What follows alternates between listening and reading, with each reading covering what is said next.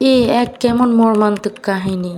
নোয়াখালী সেনবাগে একই দিনে স্বামী স্ত্রী এমন বিদায় যা শুনলে চোখের পানি এসে যায়। বৃহস্পতিবার 4 সেপ্টেম্বর বিকেল হঠাৎ অসুস্থ হয়ে প্রাণ হারান সাইদুকুল হক ৫৯ বয়সী।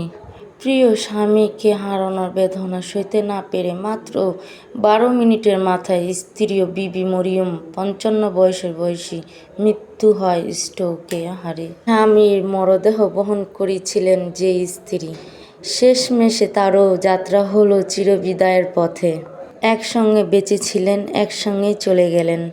এই দম্পতি রেখে গেছেন ৬টা ছেলে ও ৩টা মেয়ে। সন্তানদের চোখের সামনে বাবা মা দুজনে প্রাণ হারালেন একই দিনে। শুক্রবার সকালে সেনবাগের ওন্দানিয়া সরকারি প্রাথমিক বিদ্যালয় মাঠে অনুষ্ঠিত হয় তাদের জানাজা।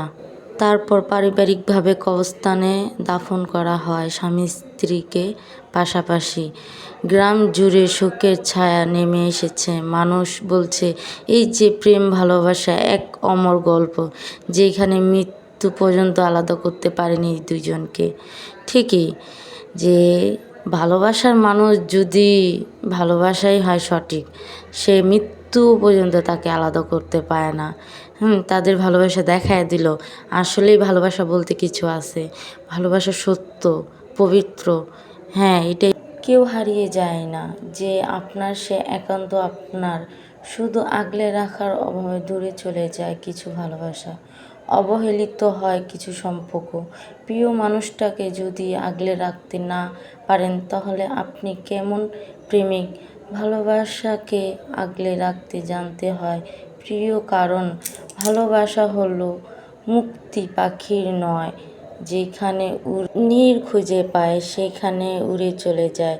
এই নীড় হলো বিশ্বাসতা। যেখানে বিশ্বাস থাকে না সেইখানে ভালোবাসা থাকে না। কি করে বলো?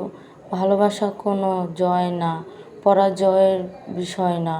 ভালোবাসতে হলে আগে মানুষকে বুঝতে শিখতে হয়, অনুভব করতে হয়, তার প্রত্যেকটা কথা ছুঁয়ে দিতে হয়, প্রতিটা অনুভূতি। তবেই না সে আপন মাঝে নিজেকে খুঁজে পাবে, আপনার কাঁধে মাথা রেখে সুখ খুঁজে পাবে, ভালোবেসে কাছে টেনে নিবে, আলিঙ্গন করবে জ্যোৎস্না বিলাসে, তাই না?